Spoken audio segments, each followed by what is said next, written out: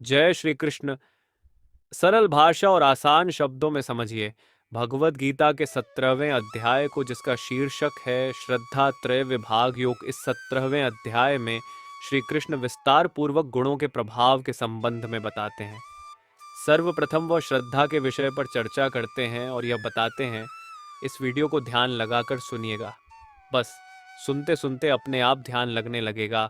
अगर आप हमारे YouTube चैनल पर नए हैं तो चैनल को सब्सक्राइब और वीडियो को लाइक कर दें।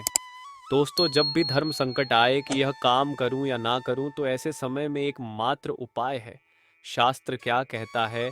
और शास्त्र है भगवत गीता, यानी कि कृष्ण का ज्ञान। वैसे और भी शास्त्र हैं, लेकिन गीता में एक विशेष बात है, और वह यह कि कृष्ण स्वयं भी आपके साथ हैं। नमस्कार दोस्तों, भगवत गीता के 17वें अध्याय, विषय है श्रद्धा त्रय विभाग योग। श्रद्धा क्या होती है और उसके कितने प्रकार हैं, यही कृष्ण इस अध्याय में बता रहे हैं। अर्जुन उवाच, ये शास्त्र विधिमुत्सृज्य यजन्ते श्रद्धयान्विता तेषां निष्ठा तुका कृष्ण सत्व माहो रजस्तमः। अर्जुन ने कहा, हे कृष्ण, सबके लिए शास्त्र जानना आसान नहीं, जानना अगर संभव भी हो जाए, लेकिन उसको अपने दैनिक कार्यों में लाना तो और भी मुश्किल है। किंतु ऐसा भी तो हो सकता है कि कोई मनुष्य ऐसी पूजा कर रहा है जो शास्त्र के अनुसार तो नहीं, लेकिन उस मनुष्य की श्रद्धा पूर्ण है। मनुष्य की श्रद्धा को आप दोष नहीं दे सकते, तब क्या उसकी पूजा मान्य होगी? ऐसा ही सवाल करते हुए अर्जुन कहते हैं, हे कृष्ण, जो मनुष्य शास्त्र विधि को त्याग कर श्रद्धा से युक्त हुए, देवादित्य की है या राजसी या तामसी? श्री भगवान उवाच, त्रिविद्या भवति श्रद्धा देहिनां सा स्वभावजा सात्विकी राजसी चैव तामसी चेतिता शृणु। बल्लार, वह पूजा जो शास्त्र विधि के अनुसार नहीं, लेकिन उसमें श्रद्धा पूरी है, तो ऐसी पूजा को क्या मानेंगे? इस प्रश्न का जवाब देते हुए कृष्ण कहते हैं, मनुष्य की श्रद्धा 3 प्रकार की होती है। श्रद्धा वह होती है जो स्वभाव से उत्पन्न होती है, यानी कि अनंत जन्मों के किए हुए कर्मों के संचित संस्कार से उत्पन्न हुई होती है। ऐसी श्रद्धा को स्वभाव जा कहते हैं। ये 3 तरह की होती है, सात्विकी, राजसी तथा तामसी। आपके कर्म, आपके संस्कार बनके आपके साथ साथ चलते हैं, और वही आपका स्वभाव भी बनता है। उसी स्वभाव में आपकी श्रद्धा होती है। सत्वानुरूपा सर्वस्य श्रद्धा भवति भारत। श्रद्धा मयोयम पुरुषो यो यत् श्रद्धा स एव स यन्मासी। सभी मनुष्यों की श्रद्धा उनके मन की प्रकृति के अनुरूप होती है। इसलिए जो पुरुष जैसी श्रद्धा वाला है, वह स्वयं भी वही है। जो आप है वही आपकी श्रद्धा है, जो आपकी श्रद्धा है वही आप है। जैसी वृत्ति वैसा पुरुष। मन चित्त मस्तिष्क ये सब हमारे ही शरीर में है। सब में आपस में एक तारतम। आपके कर्म, आपके संस्कार बन करके वापस आपको बनाते हैं। इस तरह से पुरुष में श्रद्धा भी बनती है। जैसी देवी या आसुरी प्रवृत्ति होती है, जिस तरह से 3 प्रकृति होती हैं, उसी तरह से श्रद्धा के भी 3 रूप होते हैं। यजन्ते सात्विका देवान्यक्ष रक्षांसि राजसा प्रेतान भूत गणांशान्य यजन्ते तामसा जना। श्रद्धा के रूपों को समझाते हुए कृष्ण तीनों रूपों की पहचान कर रहे हैं। सात्विक पुरुष देवों को पूजते हैं, राजस पुरुष यक्ष और राक्षसों को, तथा अन्य जो तामस मनुष्य हैं वे प्रेत और भूत गणों को पूजते हैं। जिसका जैसा स्वभाव है, जैसी जिसकी प्रवृत्ति है, जैसी जिसकी श्रद्धा है, उसका इष्ट, उसका भगवान भी वैसा ही है। दोस्तों, आप इन 3 प्रकारों को इस तरह से सोच के देखिए। जब आप सिर्फ पैसे के लिए काम करते हुए कुछ भी अपराध करने को तैयार हो जाते हैं, तो आप किसको पूज रहे हैं? और अपने काम को कर्तव्य समझ पूरी निष्ठा और ईमानदारी से जब करते हैं, तो किसको भजते हैं? अशास्त्र विहितम घोरम तपयन्ते ये तपोजना तंभाहंकार संयुक्ता कामराग बलान्विता कर्षन्तः शरीरस्थम भूत ग्राम मचेतसा माँ चैवान्तः शरीरस्थम तान विद्यासुर निश्चया। हजारों में से कोई एक ही होता है जो शास्त्र विधि पर न चलने के बावजूद भी सत्य को प्राप्त होता है। ज्यादातर मनुष्य जो शास्त्र विधि से नहीं चलते और अपने ही मन के अनुसार कुछ भी करते हैं, अपने दंभ और अहंकार में वह अपनी कामना को अधिक महत्व देते हैं। अपनी आसक्ति और बल के अभिमान पर वह कुछ भी करने को तत्पर रहते हैं। ऐसे पुरुष आसुरी होते हैं। इस तरह के पुरुष अविवेकी होते हैं, यानी कि सही और गलत में फर्क करने की क्षमता इनमें नहीं होती। ये पुरुष अपने गलत उपवास आदि की वजह से सिर्फ अपने शरीर को ही नहीं सुखाते, बल्कि अपने अंदर मौजूद आत्मा यानी कि कृष्ण को भी परेशान करते हैं। इसमें कोई शक नहीं रह जाता कि यह लोग आसुरी हैं, इसलिए इनकी संगत बहुत ही ज्यादा बुरी होती है दोस्तों। नानी आहारस्त्वपि सर्वस्य त्रिविधो भवति प्रिय यज्ञस्तपस्तथा दानम तेषाम भेदमिमं शृणु। जो जैसा होता है वो वही करता है और वैसा ही भजन करता है, वैसा ही भोजन भी करता है। आप लोगों के भजन और भोजन के हिसाब से उनकी प्रकृति का पता लगा सकते हैं। भोजन, यज्ञ, तप और दान भी 3 प्रकार के होते हैं। प्रवृत्ति सात्विक, राजसिक और तामसिक होती है। उसी तरह से आपके पूजा पाठ का तरीका या अपना खाना भी 3 तरह का होता है। अपने स्वभाव के अनुसार ही आप अपना जीवन चुनते हैं और इस जीवन में सब कुछ एक डोर से बंधा होता है और ये डोर आपका स्वभाव है, जिसमें सब कुछ लगभग एक जैसा ही मिलेगा आपको। जिसे सफाई पसंद है उसकी हर वस्तु में, सोच में आपको सफाई ही मिलेगी। आयु सत्व बल आरोग्य सुख प्रीति विवर्धाना रस्या स्निग्धा स्थिरा हृदया आहारा सात्विक प्रिया। कृष्ण ने बताया कि भोजन भी प्रवृत्ति की तरह 3 तरह के होते हैं। इनमें सबसे पहले आता है सात्विक भोजन। ऐसा भोजन अच्छा होता है जो रस युक्त होता है, चिकना और स्थिर यानी कि स्टेबल रहता है। दोस्तों, स्थिर रहने वाला खाना वो होता है जिसका सार हमारे शरीर में बहुत समय तक रहता है और ऐसा खाने से हमारी आयु, बुद्धि और बल बढ़ता है। इस तरह के भोजन से हम आरोग्यशाली होते हैं, बीमारियों से बचते हैं। ऐसे खाने से सुख और प्रीति बढ़ती है। स्वभाव से ही मन को प्रिय ऐसे आहार अर्थात भोजन करने के पदार्थ सात्विक पुरुष को प्रिय होते हैं। कट्वम ललवणात्युष्ण तीक्ष्ण रूक्ष विदाहिन आहारा राजसस्येष्टा दुक्षोकामय प्रदा। 3 तरह के खानों के भेद बताते हुए इस श्लोक में कृष्ण राजसिक खाने का भेद बता रहे हैं। क्या होता है राजसिक भोजन? जो खाना कड़वा होता है, खटास से भरा होता है यानी कि खट्टा होता है, जिसमें भरपूर लवण यानी कि नमक होता है, एकदम गर्म, बहुत तीखा और रूखा खाना राजसिक होता है। इस तरह का खाना दुख, चिंता तथा रोगों को उत्पन्न करने व माना जाता है। स्वाभाविक है कि राजसिक भोजन राजस पुरुष को पसंद आता है। राजसिक खाने में अति होती है नमक की गर्मी की तीखेपन और रूखे यातयामम गत्रसम पूति पर्युषितम चयत उच्चिष्टम पि चामेदयम भोजनम तामसप्रियम। इस श्लोक में कृष्ण तामसिक खाने को डिफाइन कर रहे हैं दोस्तों।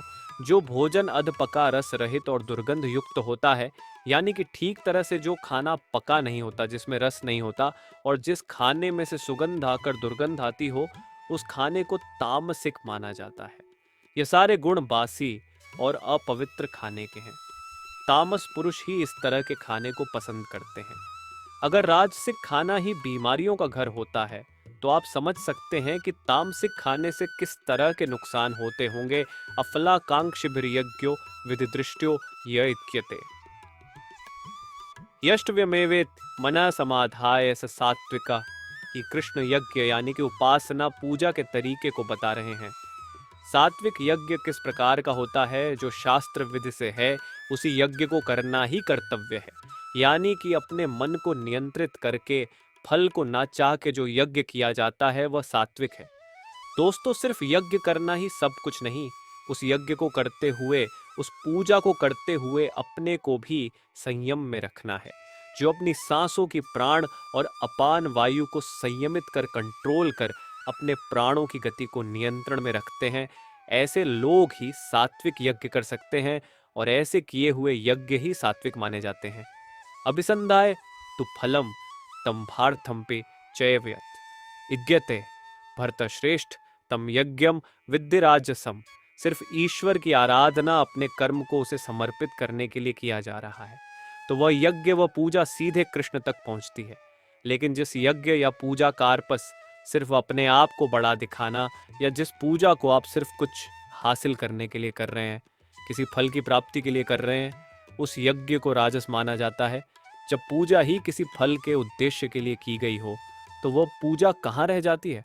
दोस्तों, ये तो एक तरह की भगवान से डील हो गई। हे भगवान, मेरा यह काम कर दो तो मैं इतने सोमवार आपको प्रसाद चढ़ाऊं, इस तरह के यज्ञ या पूजा से कृष्ण या ईश्वर कभी खुश नहीं होते।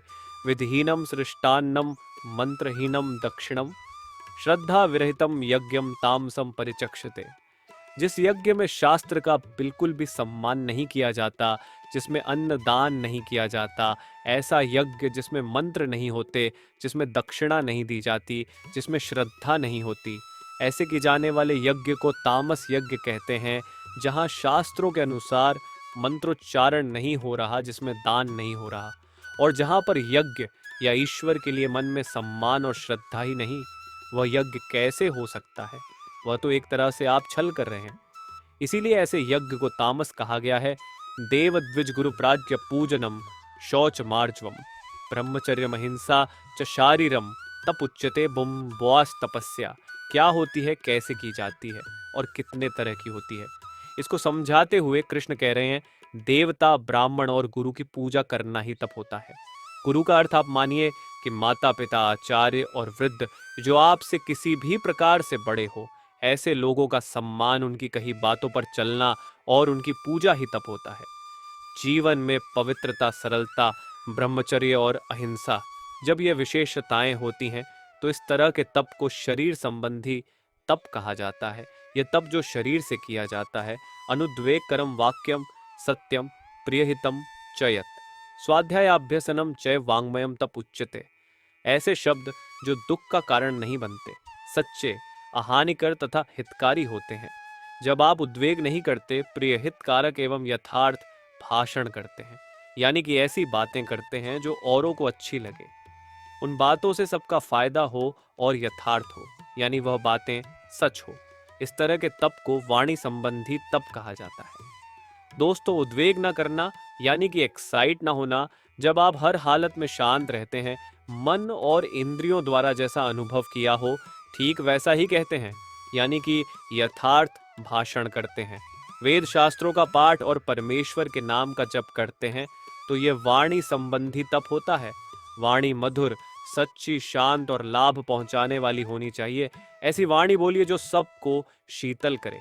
मन प्रसाद सौम्यत्वम मौनमात्म विनिग्रह भाव संशुद्धृत्य तत्तपो मानस मुच्यते। एक और विशेषता बताते हुए कृष्ण कहते हैं कि मन में प्रसन्नता होनी चाहिए। मन इधर उधर ना भाग रहा हो, शांत भाव में हो और मन में भगवान को याद करने का भाव होना चाहिए। जब मन तरह की अवस्था में होता है तब उसे मन संबंधी तप कहा जाता है। मन का निग्रह यानी कि मन को सब ओर से मोड़ के सिर्फ उस परमात्मा पर केंद्रित कर लेना, और साथ में अंतःकरण के भाव की भली भांति पवित्रता, जब यह संभव होता है तो मन संबंधित तप कहलाता है। और यह तप शरीर से भी होता है, वाणी से भी होता है, और जैसा अभी कृष्ण ने बताया, मन से भी होता है। श्रद्धया परया तप्तम तपस्तत्रिविधम नरे अफला कायिक्षभिर्युक्त सात्विकम परिचक्षते। जब देवता, ब्राह्मण और गुरु की सच्चे मन से पूजा की जाए तो वह शरीर संबंधी तप होता है। अच्छी वाणी से सबको अच्छा लगे, सच बोला जाए और सबका भला हो, वह वाणी संबंधी तप होता है। और जब मन को नियंत्रण में ला, प्रसन्नता और शांति का भाव हो तथा मन भगवान में ही लगा हो, तब उसे मन संबंधी तप कहा जाता है। फल को न चाहने वाले योगी पुरुषों द्वारा परम श्रद्धा से किए हुए इस तरह के 3 प्रकार के तप को सात्विक तप कहते हैं। जब तप किया जाए तो वह मन, वचन और शरीर से होना चाहिए, तभी तो वह सात्विक कहलाएगा। सत्कार मान पूजार्थम तपोदम्भेन चैवयत क्रियते तहित प्रोक्तम राजसम चलमध्रुवम आ। जो तप सत्कार, मान और पूजा के लिए किया जाता है, जैसे कि कोई बहुत बड़ा ब्राह्मण है या बहुत बड़ा विद्वान है, इसलिए उसके धोकर उसका सत्कार किया जाए, तब वह तप राजसी कहा जाता है।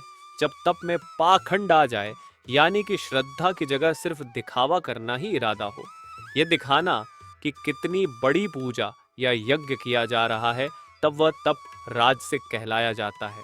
इस तरह के राजसी तप से जो फल होता है वह अनिश्चित होता है। अनिश्चित फल वाला उसको कहते हैं जिसका फल क्षणिक हो, यानी कि इस राजसिक तप से जो फल आएगा वह थोड़े ही समय में खत्म हो जाएगा। मूढ़ ग्राहेणात्मनो यत् पीड़या क्रियते तपः प्रस्योत्सादनार्थम व तत्ताम समुदाहृतम। जो तप मूर्ता पूर्वक हठ से किया जाता है वह तामसिक श्रेणी में आता है। समझदारी की जिद दृढ़ निश्चय होती है। उसी तरह से बेवकूफ़ी में जो जिद होती है ना दोस्तों, वही मूर्ता पूर्वक हट होता है। तामसिक तप दूसरे को मन, वाणी और शरीर की पीड़ा देने के लिए किया जाता है। बुरा सोचना, बुरा कहना और दूसरे के शरीर को नुकसान पहुंचाना ही उसका पर्पज होता है। इस तप का उद्देश्य दूसरे का अनिष्ट होता है। जब दृष्टिकोण ही दूसरे को पीड़ा या दूसरे को नुकसान पहुंचाने का हो, तो उससे क्या अच्छा निकलेगा। ऐसे तप को इसीलिए सबसे बुरा बताया गया है। दातव्यमिति यदानम दीयते नुपकारिणेत्र देशे काले च पात्रे च तद्दानम सात्विकम स्मृतम। दान की परिभाषा को कृष्ण समझा रहे हैं। दान देना एक कर्तव्य है। जब जहां पर जिस वस्तु का अभाव हो, उसी वस्तु द्वारा प्राणियों की सेवा करने को ही दान कहा जाता है। जिसको जिस वस्तु की जरूरत है, अगर उसे वह देंगे तभी तो उसका भला होगा। भूखे, अनाथ, दुखी, रोगी, असमर्थ और भिक्षुक को अन्न, वस्त्र और औषधि दी जानी चाहिए। इरादा जरूरतमंद की जरूरत पूरा कर का होना चाहिए दोस्तों। जब ऐसा होता है तो वह दान सात्विक कहलाया जाता है। सात्विक दान करते हुए उपकार की भावना, जैसे कि मैंने इतना बड़ा काम कर दिया, ऐसा भाव नहीं होना चाहिए। यत्तु प्रत्युपकारार्थम फलमुद्दिश्य व पुनः दीयते च परिक्लिष्टम तद्दानम राजसम स्मृतम। जो दान क्लेश पूर्वक यानी कि परेशान होकर किया जाए, जैसे आजकल चंदे आदि में धन दिया जाता है, उस तरह का दान राजसिक कहलाता है। अगर फल को दृष्टि में रखकर, जैसे कि मैं ऐसा दान करूंगा तो मुझे वह फायदा होगा, मान बढ़ाई मिलेगी, प्रतिष्ठा मिलेगी, लाभ की प्राप्ति होगी, ऐसे दान को राजस दान कहा जाता है। देने में अगर लेने का भाव आ जाए कि दान के बदले में आपको नाम, लाभ या प्रतिष्ठा मिलेगी, तो वह कभी भी सात्विक दान नहीं कहलाया जा सकता। अरे दान तो खुश होकर करने वाली वस्तु है दोस्तों। क्लेश या जबरदस्ती किया गया दान राजसिक ही माना जाता है। आदेश काले यदा नम पात्रेभ्यश्च दीयते असत्कृतम वज्ञातम तत्ताम समुदाहृतम। जब जहां जिस वस्तु की जरूरत ना हो, वहां पर वही वस्तु ऐसे इंसान को दी जाए तो वह दान तामसिक माना जाता है। अगर आप चोर को दान देते हैं तो उसका क्या प्रयोजन हो सकता है, जिस दाम में सत्कार नहीं है, यानी कि बिना सम्मान के जब किया जा रहा है, तब वह दान तामसिक कहा जाता है। ऐसा कहा जाता है कि कुत्र को यानी कि बुरे आदमी को दान देने से खुद देने वाला ही नष्ट हो जाता है। इसलिए तामसिक दान बहुत ही बुरी चीज है। हमारे अपने जीवन में भी कई बार ऐसा होता है, जब बिना सम्मान, बिना जरूरत हम गलत लोगों को दान देते हैं, वो तामसिक दान ही होता है। एयुएम तत्सदिति निर्देशो ब्राह्मण त्रिविधा स्मृतः। ब्राह्मणस्तेन वेदाश्च यज्ञाश्च विहिता पुरा। मौन, यज्ञ, दान और तप को सद्गुण संपन्न बनाने के लिए, यानी कि यज्ञ, दान और तप को सभी गुणों से संपन्न करने के लिए 3 तरह के निर्देश दिए गए हैं: ओम, तत् और सत। ये तीनों सच्चिदानंद घन ब्रह्म के नाम है। निर्देश उसको कहा जाता है दोस्तों, जिससे कि कोई वस्तु बतलाई जाती है। यज्ञ, दान और तप को बताने के लिए ब्रह्म के इन 3 नामों का इस्तेमाल किया जाता है, और वे हैं ओम, तत् और सत। इसके पीछे भी वजह है दोस्तों, क्योंकि सृष्टि के आदि काल में ब्राह्मण और वेद तथा यज्ञ, दत्त और सत से ही रचे गए ओम, तत् और सत उस ब्रह्म की तरफ इशारा करते हैं और उनका संकेत भी देते हैं। तस्माद एयुएम इत्युदाहृत्य यज्ञ, दान, तपः क्रिया प्रवर्तन्ते विधानोक्ता सत्यतम ब्रह्मवादिनाम। ओम, तत् और सत की महिमा बताते हुए कृष्ण समझा रहे हैं कि यज्ञ, ब्राह्मण और वेद ओम से ही पैदा हुए हैं। यही वजह है कि वेद मंत्रों का उच्चारण ओम से शुरू किया जाता है। श्रेष्ठ पुरुषों की शास्त्र विधि से नियत यज्ञ, दान और तप रूप क्रियाएं सदा ओम यानी कि परमात्मा के नाम के उच्चारण करके ही आरंभ होती है। ओम शब्द की बहुत बड़ी महिमा है। इसे नाद स्वर ब्रह्मनाथ यानी कि बिग बैंग के समय होने वाली ध्वनि भी कहा गया है। दोस्तों, ओम ही हमारी सबसे बड़ी सच्चाई है। ओम ही हमारी आत्मा है। तदित्य न विसंधाय फलम यज्ञ, तपः क्रिया दान क्रियाश्च विविधा क्रियन्ते मोक्षकांक्षी भी नाम। ऐसे व्यक्ति जो किसी फल की कामना नहीं करते, कृष्ण इस श्लोक में तत् के बारे में बता रहे हैं। तत् का अर्थ होता है वह, यानी कि वह परमात्मा ही सब कुछ है। तत् शब्द परमात्मा के लिए समर्पण सूचक है। अर्थात आप अपने सारे कर्म, सारे कर्तव्य अपनी पूजा अपनी श्रद्धा तत् यानी कि परमात्मा को ही समर्पित करें। तत्का अर्थ यह सब उसी का है, जो सब कुछ उसी का है तो सब कुछ जाएगा भी उसी को ना दोस्तों। इसी भाव को मन में रखते हुए और फल को ना चाहते हुए श्रेष्ठ पुरुष यज्ञ तप और दान करते हैं। सद्भावे साधु भावे च साहित्य तत् प्रयुज्यते प्रशस्त्य कर्मणि तथा सच्चब्द पार्थ युज्यते। सो जो सच है, सत्य है, वह हमेशा के लिए होता है। सत्य कभी बदलता नहीं, बात को कितनी भी घुमाई जाए फिरा जाए, फिर भी सत्य तो सत्य रहता है। सत्य को कृष्ण समझा रहे हैं कि यह क्या होता है। सत परमात्मा का ही नाम है, जो सत्य भाव में श्रेष्ठ भाव में प्रयोग किया जाता है। क्यों? क्योंकि उस परमात्मा से बड़ा सच और है भी क्या? कुछ भी तो नहीं। जब भी कोई अच्छा काम उत्तम कर्म किया जाता है तो उसमें भी सत शब्द का प्रयोग किया जाता है। सच के लिए जो भाव है वही सत है। इसीलिए आप सच का सम्मान करना सीखिए दोस्तों। सच को अपने हिसाब से बदलिए। यज्ञ तपस्या दाने च स्थिति सदिति चोच्यते कर्म चैव तदर्थियम सदित्यवाभिधीयते। जब परमात्मा सबसे बड़ा सच है तो उसको प्राप्त करने के लिए जो काम किए जाते हैं उत्तम कार्य, वह भी सच ही हुए ना। यानी कि यज्ञ तप और दान में जो स्थिति होती है उसे भी सत ही कहा जाता है। यज्ञ तप और दान ऐसे कार्य हैं जो परमात्मा तक आपको ले जाने का काम करते हैं, इसीलिए उनसे होने वाली स्थिति सत होती है। सच्चे मन से यज्ञ या तप या दान जब भी किया जाता है, अपने हर कर्म को उसी परमात्मा को सौंप दिया जाता है।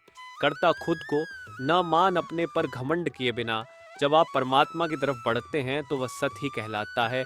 अश्रद्धया हुतम दत्तम तपस्तप्तम कृतम चयत असदित्युच्यते पार्थ न च तत्प्रेत्य न इह। जिस काम को करने में झूठ शामिल हो तो उस काम का अंत क्या सच हो सकता है? जहां नींव झूठी हो वहां क्या ऊंचाई सच्ची हो सकती है? कभी नहीं। काम हो, रिश्ते हो, पूजा अर्चना हो, आपका आधार असत्य नहीं हो सकता। जब यज्ञ या तप या दान किसी फल के इरादे से, लोभ की वजह से किया जाता है, जब काम करने में श्रद्धा नहीं होती और मंतव्य कुछ और ही होता है, तो इस तरह के सारे काम, सारी क्रियाएं सब असत कही जाती हैं। सत से ठीक उल्टा होता है। असत ऐसे झूठे काम ना तो इस लोक में लाभदायक होते हैं और ना ही मरने के बाद। सत और असत के भेद श्रद्धा की परिभाषा को समझते हुए खत्म होता है। हमारा यह 17वें अध्याय सात्विक, तामसिक और राजसिक सब इन तीन गुणों का ही खेल है। इन तीनों को समझकर आप अज्ञान से ज्ञान में आ सकते हैं। इन तीन गुणों को आप आसान मत समझिए दोस्तों, आपकी हर समझ पर यह भारी पड़ सकते हैं। यदि आपका कोई भाई बंधु परेशानी, चिंतित, जीवन की समस्या से जूझ रहा हो, यह वीडियो उसे जरूर शेयर करे और वीडियो को लाइक कर दे। यूट्यूब चैनल को सब्सक्राइब कर ले। अपना प्यार और सपोर्ट हमेशा बनाए रखें। जय श्री कृष्ण।